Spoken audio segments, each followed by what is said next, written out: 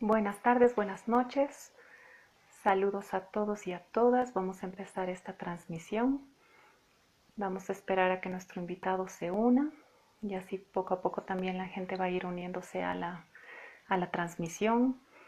Estas charlas, estas entrevistas son en conjunto con la plataforma Despierta, la cual tiene una serie de cursos que todos ustedes pueden ver por un solo precio mensual.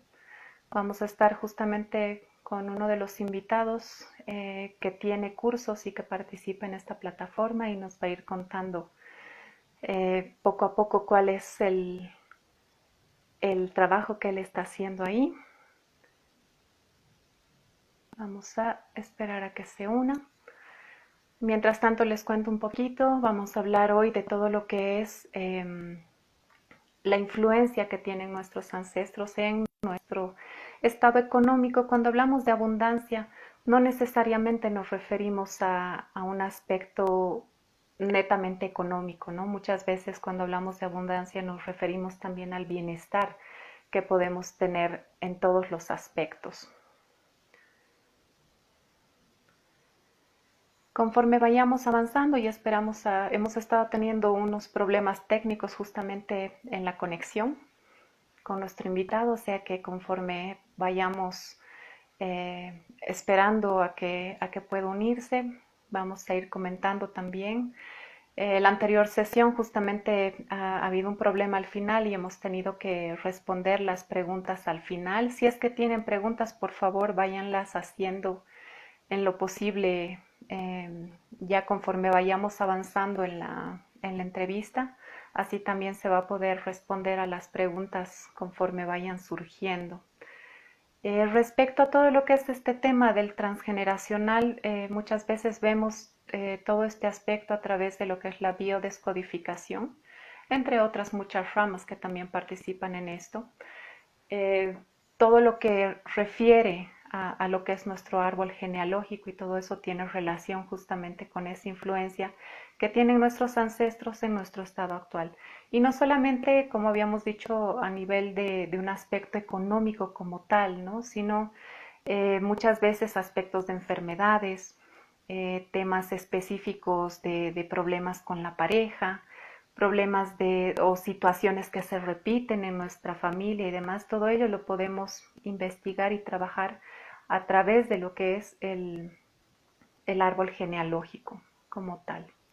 Por favor, les pido que me den un segundito mientras reviso si nuestro invitado está en conexión. Si es que me gustaría que puedan comentar si es que alguien tiene alguna experiencia en esto del árbol transgeneracional. Buenas tardes, saludos a todas las personas que se van uniendo.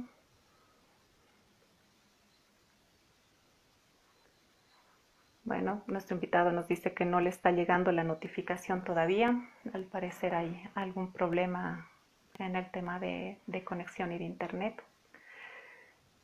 Bueno, avanzando un poquito más o profundizando en lo que es este aspecto del transgeneracional, también podemos ver que hay ahora varias disciplinas que dentro de todo lo que es el rubro de la psicología como tal, también dan importancia a todo esto. Ahora sí, Hola, bienvenido, Fernando.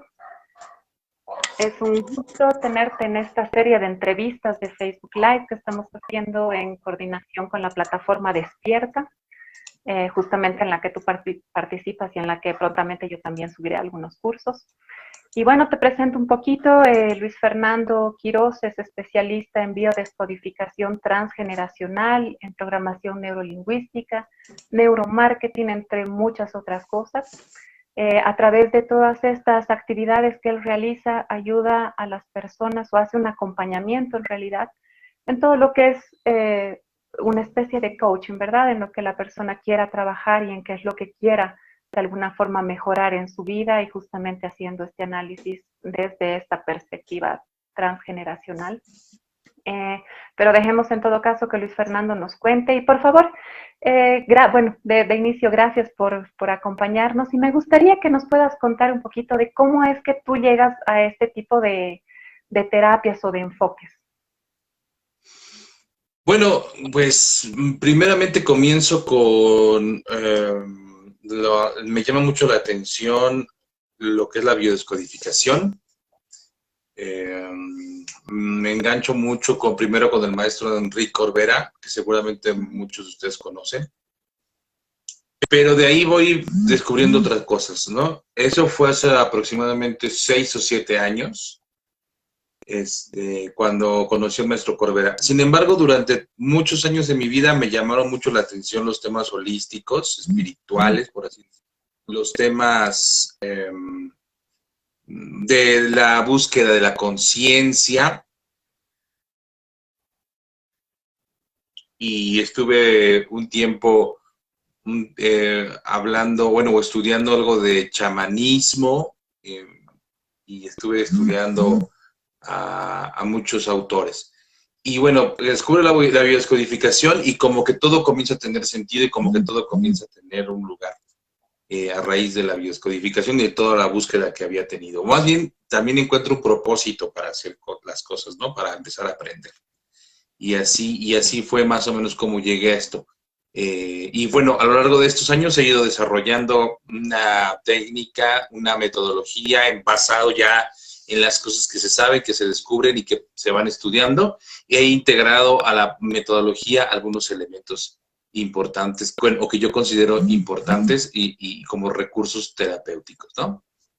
Claro que sí. Y qué interesante cómo surge este tema. Ya mientras esperábamos que puedas acompañarnos, estaba haciendo una pequeña introducción de cuál es la importancia realmente de muchas veces conocer nuestro árbol genealógico y a través de Ujú, ello poder ver cómo influye no solamente en un aspecto quizá en un tema económico o de abundancia como tal, ¿no? Porque abundancia no necesariamente es un tema económico, puede ser un bienestar a nivel de muchos aspectos, ¿no? Pero ujú. ya entrando al tema, ¿qué relación tiene este aspecto del transgeneracional, como dices, cómo nuestros ancestros influyen en la abundancia? Pues en gran parte están determinando nuestra relación con el dinero, ¿sabes? Es muy importante entender que todos nosotros tenemos relaciones con la gente que nos rodea, con las personas, con las situaciones, pero también con el dinero.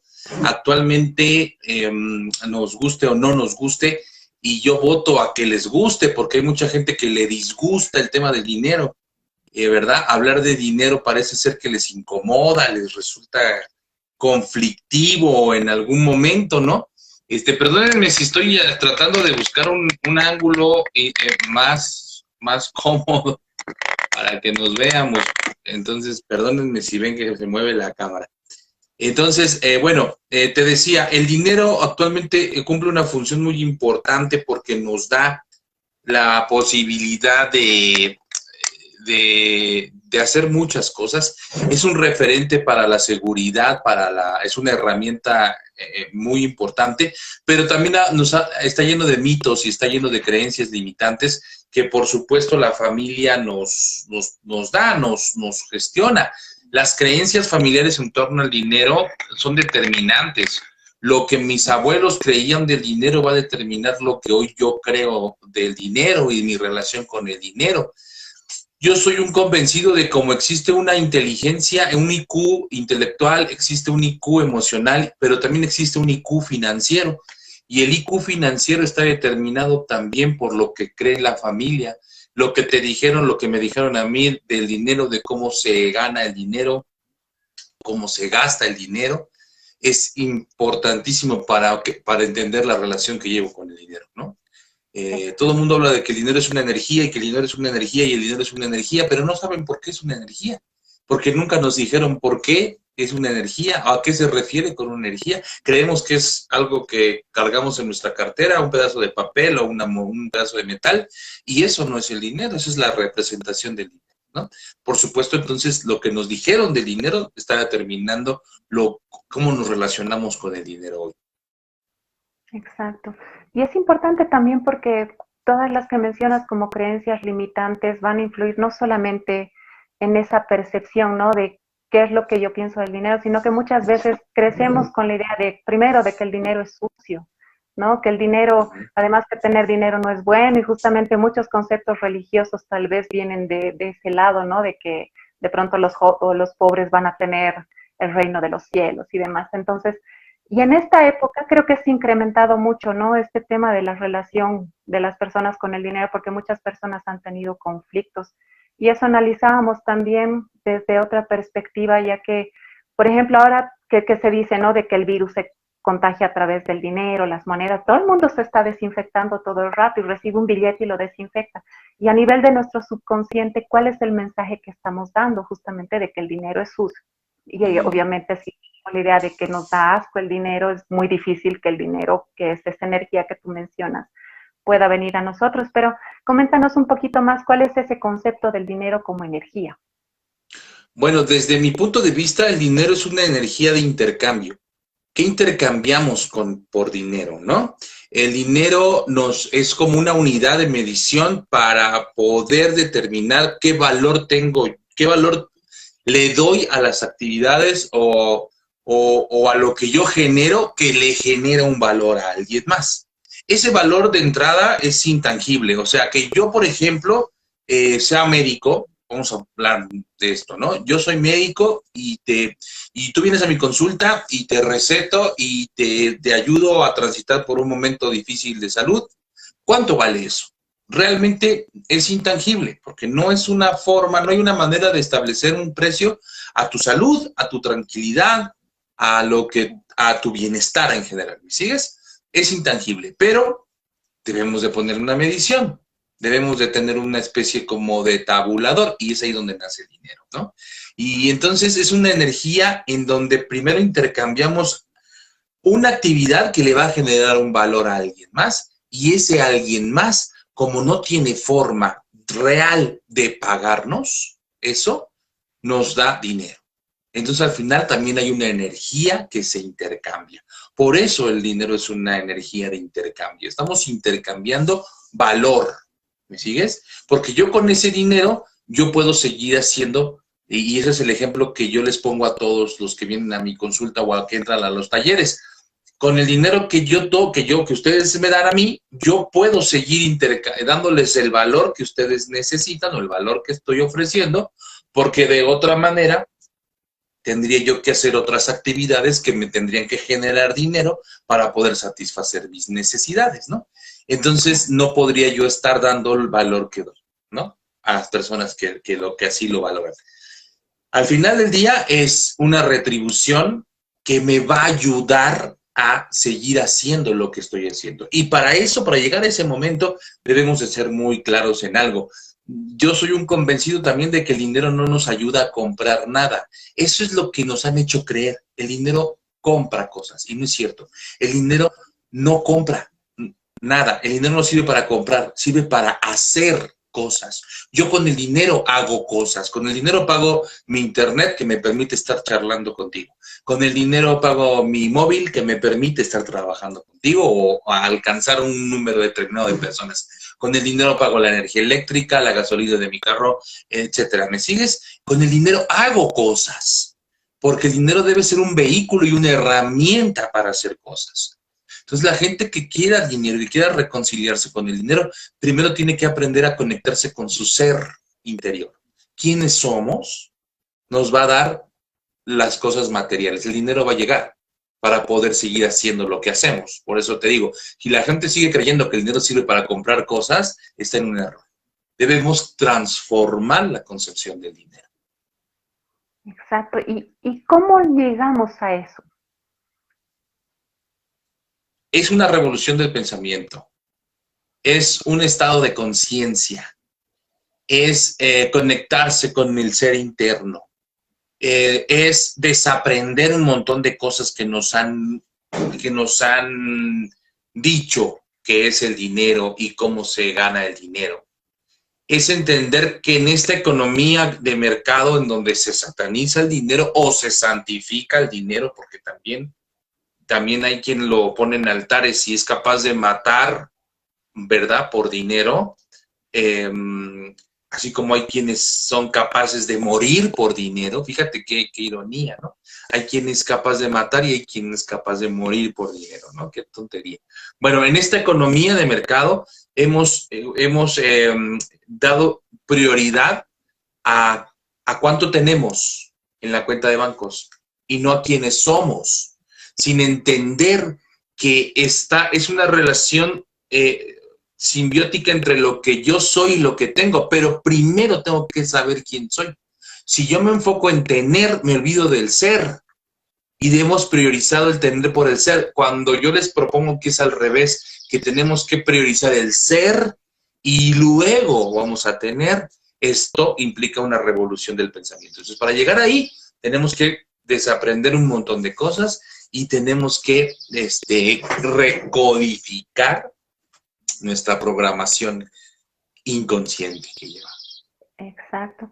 Y muchas veces todas estas creencias realmente las tenemos tan arraigadas que son cosas que vamos repitiendo, ¿no? De pronto nuestros papás repiten cosas que escuchaban a nuestros abuelos, nosotros escuchamos y repetimos lo mismo y de pronto nuestros hijos también, ¿no? Entonces, el momento en el que uno toma conciencia y logra hacer este cambio, dejamos de heredar eso a nuestros descendientes de alguna forma, es una energía que se puede trabajar a ese nivel. Sí, por supuesto. Por supuesto, no solamente dejamos de heredarles algo que evidentemente en algunas cosas, en algunas situaciones no ha funcionado, generación con generación. Por eso vemos generaciones de pobres, ¿no? Y generaciones de ricos que no tienen un vínculo con su ser interior. Porque si hablamos de abundancia, el tener dinero no es ser abundante. Es un equilibrio entre muchas fuerzas, ¿no? Pero hablando específicamente del dinero y generaciones de pobres han repetido patrones que no funcionan, que no funcionan. Entonces, cuando tomamos conciencia de eso, no solamente no los heredamos, sino que transformamos esas conductas. Es decir, abrimos nuevos paradigmas, derribamos viejos paradigmas y creamos nuevos paradigmas. Y eso, por consiguiente, no solamente vamos a dejar de hacer las cosas que no funcionan, sino vamos a hacer otras cosas y vamos a innovar y vamos a crear y vamos a abrir camino a otras posibilidades, ¿no? Entonces, es muy importante entender eso en nuestro transgeneracional. ¿Cómo me han enseñado a relacionarme con el dinero? Y eso es fundamental para reconfigurar tu estado de conciencia. Exacto. Y en tu experiencia, ¿qué es lo más frecuente cuando viene una persona que de pronto te pide, tengo, no sé, una mala relación con el dinero, no puedo tener dinero, de pronto tengo dinero y no lo puedo mantener, se me va? ¿Qué es lo más frecuente que tú ves en alguien que está en búsqueda de pronto sanar su vínculo, su relación con el dinero? Yo creo que lo más frecuente es el desmerecimiento, la sensación de que no me lo merezco, ¿eh? Porque, como bien dices, traemos una educación, yo creo que en un porcentaje muy amplio, de esta creencia religiosa judio-cristiana, del cual se derivan muchas cosas, ¿no? Pero que tiene una raíz, y no judía, ¿eh? Ojo, los judíos tienen otra concepción de dinero que hay que entender también, y que además a lo largo de la historia de la humanidad ha sido señalada justamente por esto, ¿eh? Porque son creadores de mucho dinero, la sociedad judía, ¿no? Pero porque tiene otras cosas. Entonces llega el cristianismo y revoluciona muchas cosas, los cambia, y entonces a nosotros nos enseñan a que no merecemos esto que nos está pasando. O sea, está mal visto el placer, ya de entrada. Y el placer lo vinculamos mucho con la sexualidad, pero el placer los mismos procesos bioquímicos en el cerebro, un orgasmo que comprarte un auto nuevo o comprarte una casa, ¿me sigues? O viajar. Se detonan los mismos mecanismos químicos y bioquímicos en el cerebro. Así que vinculamos el placer con estas cosas y como nos han enseñado que el placer es malo, pues todo lo que provoca placer es malo. No me lo merezco. ¿Me sigues? Entonces, lo más común, el programa más fuerte que yo he encontrado en las personas que tienen este problema es el desmerecimiento, que sienten y les han educado así, que no nos lo merecemos. Que además, llegar a esos niveles implica dos caminos, o el del sacrificio, el del trabajo desgarrador, el que te desgarra la piel, que tienes que sangrar literalmente para conseguirlo, o el del robo, el del fraude, ¿me sigues? Entonces tenemos estas dos concepciones. La única manera de llegar a tener dinero es esta. O el Via Crucis ensangrentado, donde no disfrutas a tu familia, en donde no tienes derecho a disfrutar de tu trabajo, porque ojo, nos han enseñado que si disfrutas tu trabajo, no es trabajo, es un hobby, ¿no? Si lo amas, es hobby. Si lo disfrutas, no es trabajo. Tienes que odiarlo, tienes que tener ese sentimiento de desprecio por lo que haces. Si no, no es trabajo. De hecho, pues de ahí viene la palabra trabajo, ¿no? Que tiene que ver con una tortura, ¿no? Sabemos que etimológicamente trabajo viene del latín que es tripalium, que era donde los ponían en 3 palos a sufrir a las personas, ¿no? Era una tortura romana. Entonces, de ahí viene etimológicamente el trabajo. Entonces, relacionamos en el inconsciente colectivo está trabajo con sufrimiento. Si lo disfrutas, no trabajas. Estás haciendo un hobby, ¿no? Entonces, ahí ya hay un conflicto. Bueno, y la otra parte es el de robar, el de engañar, el de, como decimos en México, el de transar. Y bueno, pues entonces ahí vemos los políticos, ¿verdad? La línea política en donde se cree que la única manera de acceder al dinero es haciendo política, pero política de esa política sucia, en el que le quitamos al pobre, ¿verdad? O lo mantenemos pobre. Esto es milenario, ¿eh? Esto es milenario. O sea, en América vinieron los españoles, y no tengo nada en contra de los españoles, por el contrario, pero es la historia de la humanidad. Llega Colón a descubrir América, ya sabemos la historia esta, de que realmente no era su intención, pero las calaveras están repletas de ¿quiénes? Pues de bandidos, ladrones, asesinos, violadores. ¿Por qué? Porque España estaba en un conflicto bélico con el resto del mundo y no había gente que viniera a hacer ese tipo de cosas. Entonces, ¿qué hicieron? Sacaron a la gente de la cárcel y órale, vénganse y que van a ser ustedes los que van a descubrir las rutas de comercio, ¿no? Y llegan a tierras indias, a tierras americanas, y entonces acceden al poder violadores, asesinos, ladrones.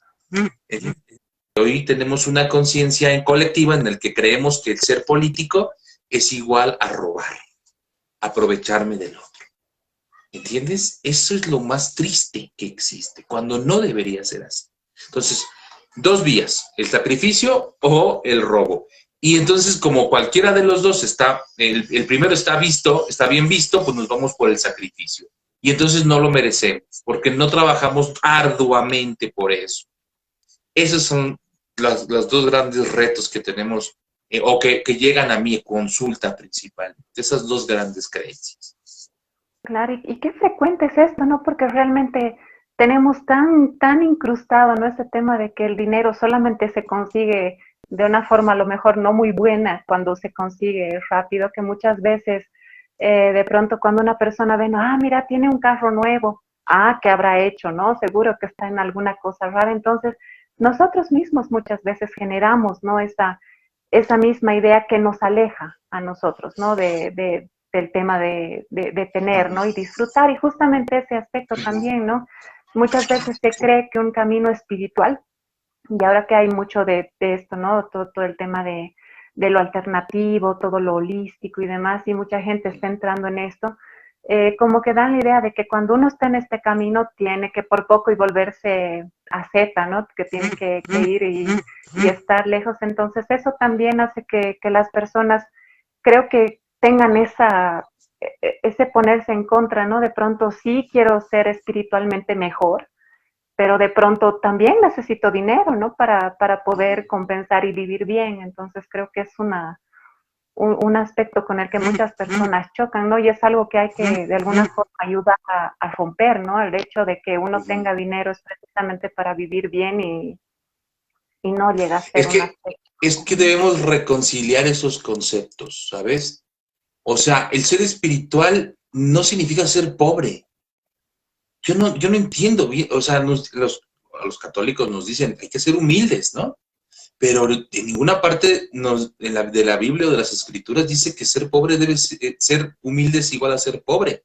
Asociamos la humildad con la pobreza. Es más, en México, no sé, en otras partes de América Latina, pero en México llegamos a una casa de alguien que a lo mejor no tiene muchos recursos económicos y lo primero que decimos, vive muy humilde.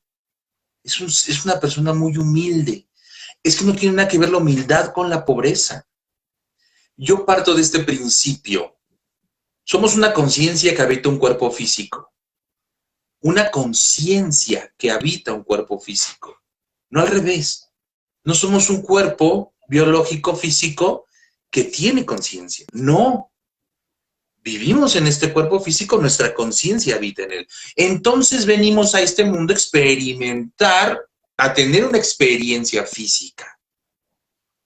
Y para tener una experiencia física, a lo largo de la historia de la humanidad ha evolucionado y hemos alcanzado un nivel en el que hoy podemos experimentar a través del dinero, a través del bienestar, ¿verdad? Entonces, al final del día, el tener dinero y la espiritualidad no deberían de estar contrapuestos. Mucha gente cree que porque ser espirituales no deberíamos de tocar el tema del dinero, por lo que mencionabas al principio, porque tienen el concepto de la suciedad. Hay que reconciliarlo, porque el dinero es parte de la experiencia que tenemos o podríamos alcanzar en este plano. Pero te digo, no lo merecemos, creemos que no está bien, que es sucio y nos alejamos de eso, ¿no? Y además criticamos al otro, al que tiene, Claro. al que Sí, genera. realmente esto del no merecimiento creo que viene a ser casi como una plaga, ¿no? De nuestros tiempos, porque no solamente es a nivel económico, incluso hay muchas personas que de pronto tienen una buena relación de pareja y de pronto sienten que no merecen, así porque a lo mejor, no sé, lo habitual es pelear o de pronto se sienten bien físicamente, están sanos y sienten que tampoco lo merecen. Entonces, esto del no merecimiento, ¿tú también lo analizas desde el transgeneracional a ese nivel? Por, por supuesto que sí, por supuesto que sí. El árbol transgeneracional viene toda la información de lo que tú eres, de lo que somos. En tu árbol vas a encontrar realmente cuáles son tus creencias. Si tú crees que no te lo mereces, es porque en tu árbol hay historias de desmerecimiento. ¿Mm? Podemos encontrar, por ejemplo, mira, yo tuve una consultante, qué increíble esto que te voy a contar, una consultante que me vino a consultar porque ella se había separado de su pareja, de su marido, que te había durado creo que 25 años de casada, pero el hombre era infiel y era violento. Y entonces ella se logra separar de esa relación, ella monta un negocio, le empieza a ir muy bien, empieza a generar dinero, se expande su negocio y de pronto me consulta porque decía, es que no puedo creer que no me sienta mal de haberlo abandonado. Me causa conflicto no tener conflicto. Imagínate tú el nivel de desmerecimiento de esa mujer. ¿Eh? Cuando ves el árbol de esta mujer te das cuenta de que su abuela vivió el mismo conflicto, su abuelo un hombre alcohólico, violento, desprotector, pero la señora se quedó con él 60 años hasta que murió. ¿Sigues? Nunca pudo zafarse de esa relación. ¿Qué vemos en esa historia del transgeneracional? Evidentemente la madre de la consultante, otra mujer igual desvalorizada, etcétera, etcétera. Fíjate qué interesante que estaba esperando, y se lo comenta mi consultante, que estaba esperando que se muriese el papá. Ella no podía separarse del marido y le pedía a Dios, por favor, se lo llevara porque era la única forma de poderse separar de él. ¿Te das cuenta? Y ella, la consultante, que ya es la tercera generación, logra separarse de la misma historia, logra separarse del marido violento, desprotector, pero siente un remordimiento. Y a eso se le llama lealtad. Exacto.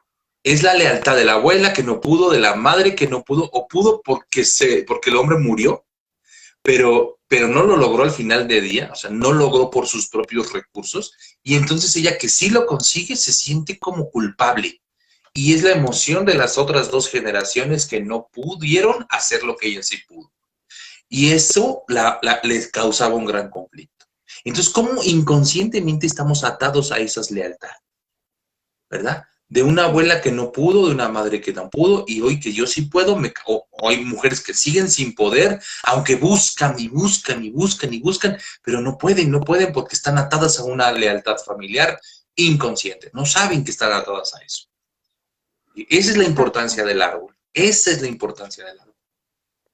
Y el momento en el que uno empieza a tomar conciencia, obviamente todo esto se va cambiando, ¿no? Yo trabajo un poco más con las constelaciones quizá, entonces ahí también vemos lo de la conciencia familiar inconsciente, ¿no? Y es justamente todas estas lealtades invisibles. Y a nivel del dinero, también hay mucho de eso que se analiza, ¿no? ¿Verdad? A través del transgeneracional. Por ejemplo, si hemos tenido de pronto un ancestro que era muy derrochador y de pronto dejó a la familia en ruinas porque no ha sabido manejar bien su dinero o no sé, o hacía apuestas y demás. Entonces es muy probable también de que los que venimos abajo, digamos, tratemos de compensar esos aspectos, ¿no? ¿Has tenido alguna experiencia así?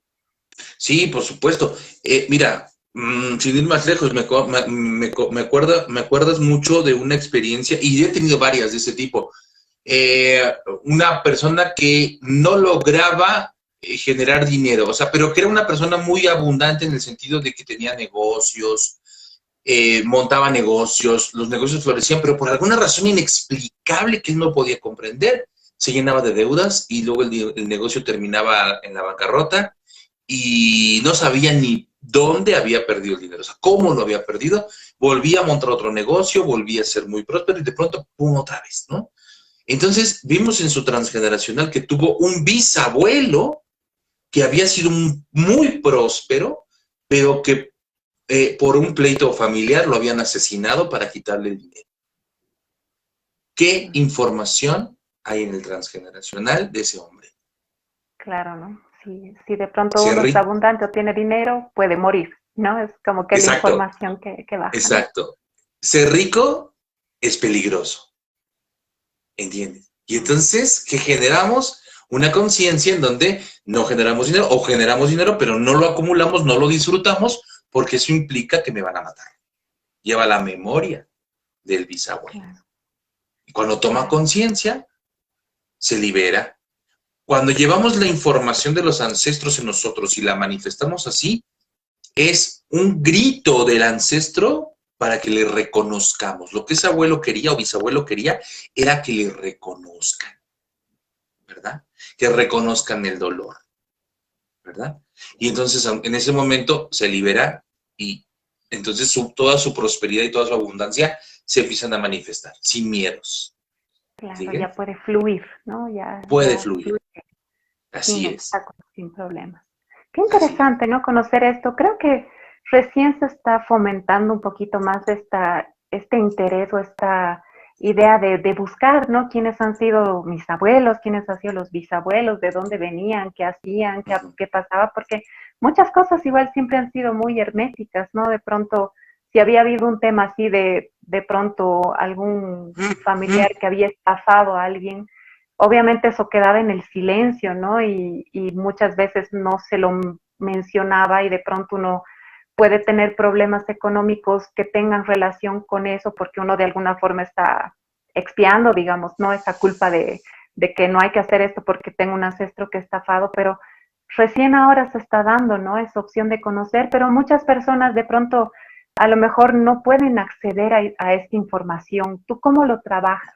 Cuando digamos, Uh-huh. por ejemplo, analizas, digamos, hasta los papás, los abuelos, que digamos es lo que más frecuente tenemos, ¿tú cómo descubres que de pronto puede haber un bloqueo un poquito más atrás? Mira, no es necesario tener la historia de los bisabuelos o tatarabuelos. No es necesario. Todo lo que manifestamos nosotros en lo que llamamos nuestra realidad es producto de las experiencias de nuestros ancestros. Así que si tú nada más te sabes la historia de tus padres, porque también es cierto, la familia, el clan, empieza a generar algo que llamamos el fenómeno o el síndrome de la cripta.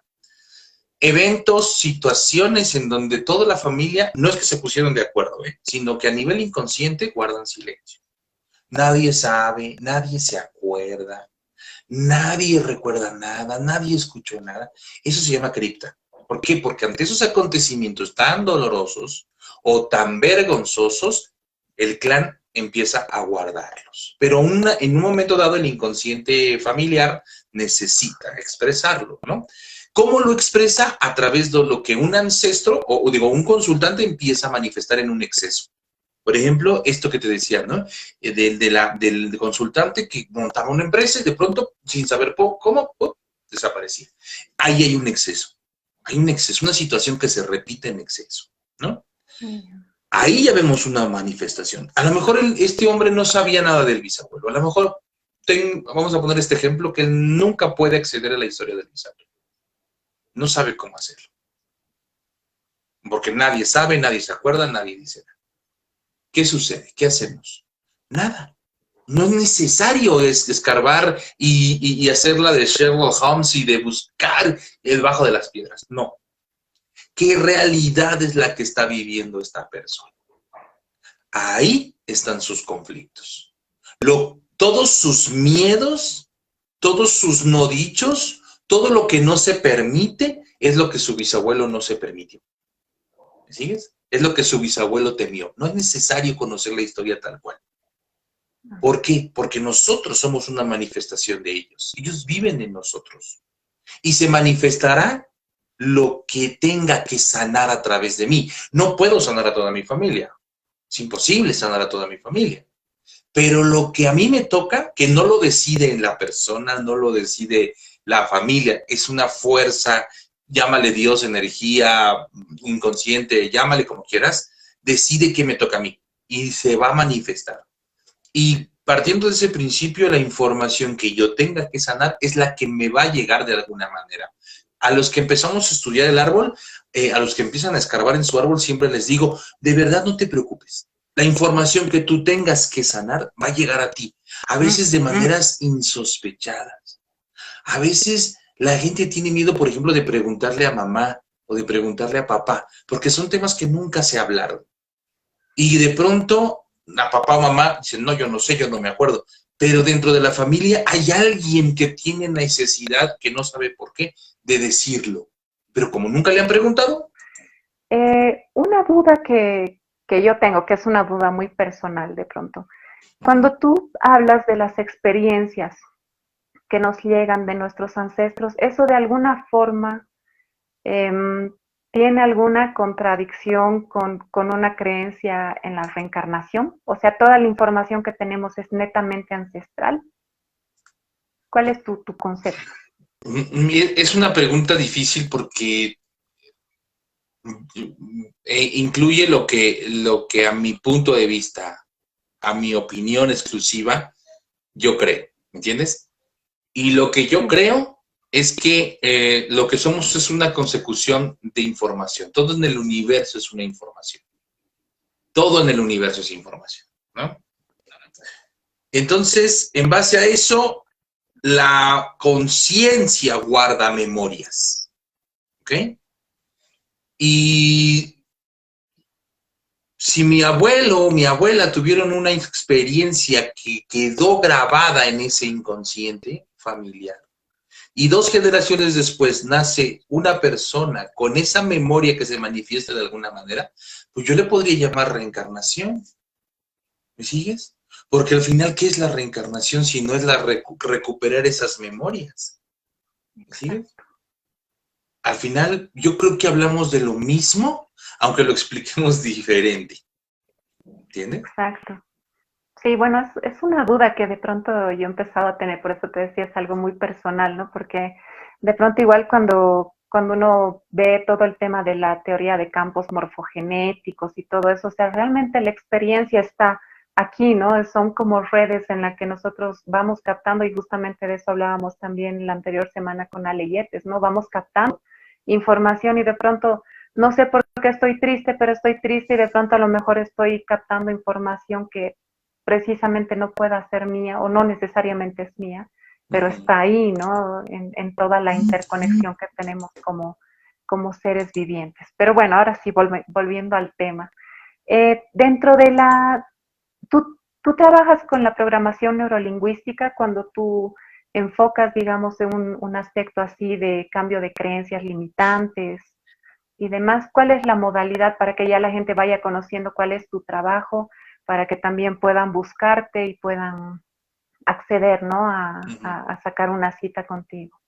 Bueno, mira, sí utilizo principios de la programación neurolingüística, sobre todo para entender el mapa mental de las personas, ¿entiendes? Para saber cuál es su concepción de la realidad, porque a través de cómo nos realidad podemos ir más allá. Lo que yo hago principalmente es abordar el acompañamiento sin los juicios de valor. O sea, para mí, cuando yo tengo delante un consultante, yo puedo tener una concepción de lo que es bueno o es malo, de acuerdo a mi formación, mis valores.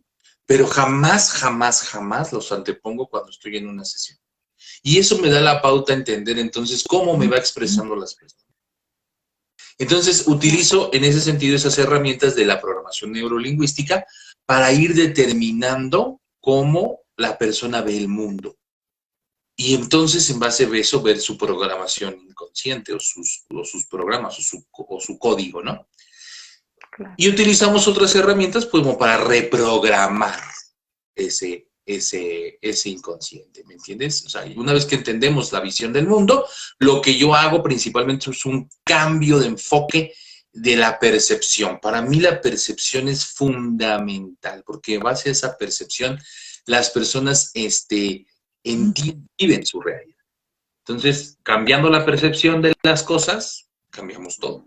Y podemos utilizar un poco la herramienta de la neurolingüística, pero pues también está la hipnosis ericksoniana, que van de la mano, en mi caso, y bueno, pues esa visión también del maestro Jodorowsky y de su psicomagia, que es algo que yo incorporo a mi metodología. Claro, es importante, ¿no? Trabajar a muchos niveles y creo que es una de las ventajas que abordan este tipo de perspectivas, ¿no? Que se vea a la persona realmente de una forma integral y no se puede trabajar aspectos aislados sin que vayamos a trabajar, ¿no? Aspectos incluso subconscientes y qué importante todo esto que tú trabajas, ¿no? A través del árbol genealógico y todo eso, porque es una herramienta que realmente muchas veces más allá de muchas personas que a mí me ha tocado que de pronto quieren investigar, pero por curiosidad, creo que en realidad la idea es darle esta utilidad, ¿no? Como una herramienta que me va a permitir comprenderme mejor, comprenderme dentro de lo que me rodea, dentro del mundo y dentro de la realidad que yo percibo, ¿no? Y justamente desde este aspecto que tú mencionas, ¿no? Entender cuál es el mapa mental de la persona, porque realmente si ponemos a 10 personas viendo, no sé, una vitrina, todas nos van a relatar cosas diferentes, ¿no? Y es lo que hace justamente la programación neurolingüística, ¿no? Darnos la perspectiva específica de esa persona para poder ayudarla y encaminarla desde ese aspecto. Luis Fernando, ¿cómo te pueden encontrar las personas que nos van a ver? ¿Cómo pueden acceder? ¿Cómo se pueden comunicar contigo? Y por otra parte, me gustaría que nos comentes un poquito de qué curso tienes en la plataforma Despierta y así podamos ir invitando también a la gente que pueda hacer tu curso.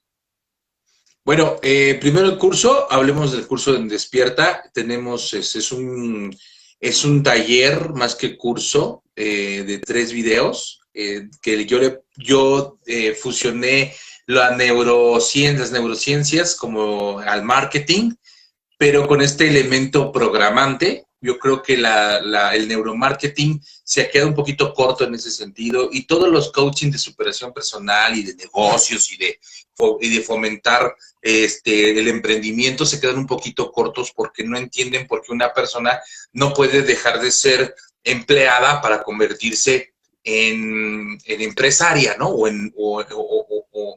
¿cómo se llama? como decimos, emprendedora, ¿no? Emprender un negocio. Bueno, pues es muy simple, para nosotros es muy simple, porque hay una programación limitante. Entonces, la mayoría de los coaching que existen en Internet no toman en cuenta eso, simplemente que creen que es una actitud más bien es un cambio de actitud, es un cambio como de que son holgazanes, como que les gusta el conformismo, como que ese tipo de cosas sin entender que en verdad somos unos robots, que estamos programados y que esa programación nos gobierna. Entonces, fusionando esas visiones, creé el taller de bioneuromarketing, entendiendo que nuestra biología también resuena en base a esas creencias y determina, porque muchas personas quieren ser empleados con un sueldo fijo, lo anhelan, lo buscan, y hay quienes no, hay quienes dan el paso hacia el emprendimiento y el desarrollo personal, ¿no? Entonces tenemos el bioneuromarketing especial para las personas que anhelan ser emprendedoras, llegar a tener un negocio, el que sea, el que sea. Y entender su programación inconsciente. Entonces está bioneuromarketing, ahorita lo tenemos en Despierta, y próximamente vamos a abrir el de cómo interpretar y cómo hacer tu árbol transgeneracional, que hemos titulado el árbol transgeneracional como herramienta de sanación. Perfecto, qué lindo curso. Creo que voy a ser de las primeras en tomarlo apenas salga. Pues que así sea. ¿Y cómo me encuentran? Pues tenemos redes sociales, me pueden encontrar como Luis Fernando Quirós en WhatsApp. Es que en Facebook, perdón, tenemos 3 perfiles distintos porque hemos estado, ya ves que el perfil te llega a un límite, ¿no? Pero yo creo que la forma más fácil de encontrarme es a través de mi perfil de Facebook, el principal, que es Luis Fernando Quirós, búsquenme así. Y tengo una página de Facebook también que se llama Centro Holístico en Biosanación Transgeneracional Integral, que es lo que yo llamo Biosana, ¿no? Que es el Centro Biosana, que es justamente este centro en donde hemos empezado a amalgamar o a juntar cursos, talleres, tenemos también formación, tenemos consultas privadas, etcétera, etcétera. Entonces, como ustedes quieran, por Luis Fernando Quirós o Centro Holístico en Biosanación Transgeneracional. Perfecto, y a través de la plataforma Despierta, que pueden acceder incluso a 7 días gratuitos, ingresan a www.despierta.live. Entonces pueden acceder y ver varios de los cursos y totalmente recomendados. Y por último, Luis Fernando, ¿qué tips o qué consejos puedes darnos y puedes dar a todas las personas que están siguiendo la entrevista para sanar de alguna forma o ir sanando su relación con el dinero? Yo creo que lo primero que tienes que hacer es cuestionarte si lo que estás haciendo obedece a tu genuino deseo o estás cumpliendo las expectativas de alguien o de alguienes, ¿no? Porque puede ser que estés cumpliendo o intentando cumplir las expectativas de muchas personas. Desde tu familia primaria, que pueden ser, si eres casado, pues tu pareja, tus hijos, tu padre, tu madre, etcétera, etcétera. Primero, cuestiónate si lo que estás haciendo hoy, en este momento, obedece a tu genuino deseo, a tu amor por hacerlo, o si estás cumpliendo las expectativas de alguien más. Si la respuesta es estoy cumpliendo las expectativas de alguien más, estás bloqueando tu abundancia, estás bloqueando tu prosperidad. Ese es el paso número 1, ¿verdad? Aunque no sepas cómo librarte de eso, el primer paso es tomar conciencia de que estás cumpliendo con las expectativas de alguien que no eres tú. Y eso bloquea cualquier tipo de abundancia y prosperidad. Ese es el tip más importante. Y por supuesto, sí, entren a Despierta, impulsen la plataforma que está muy interesante. Es una propuesta increíble y yo creo que hay muchas propuestas también increíbles dentro de Despierta, pues estás también tú, así que pueden encontrarse a grandes maestros como nuestra amiga, así que por favor entren a Despierta. Perfecto, entonces muchas gracias nuevamente por la entrevista, por todos estos tips, este tiempo que hemos podido compartir con muchas personas que de pronto van a ver también el video en diferido. Así que nuevamente recomendamos que quienes quieran seguir a Luis Fernando pueden seguir a través del video que va a quedar grabado en Espacio Orión, entonces pueden acceder también así directamente a su perfil y enviar o comunicarse directamente ahí. Nuevamente www.despierta.live para quienes quieran empezar a probar y ver lo que está ya incluido en la plataforma.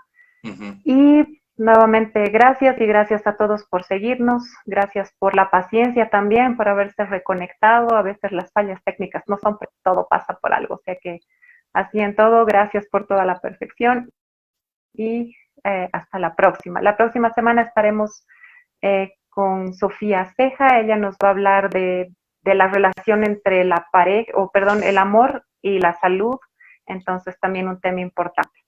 Un abrazo y saludos a todos y gracias Luis Fernando, te mando un abrazo. Gracias a ti, gracias a todos y acuérdense que el internet no tiene palabra, así que puede pasar cualquier cosa, pero por algo pasan las cosas. Muchas gracias. Gracias por la invitación. Gracias.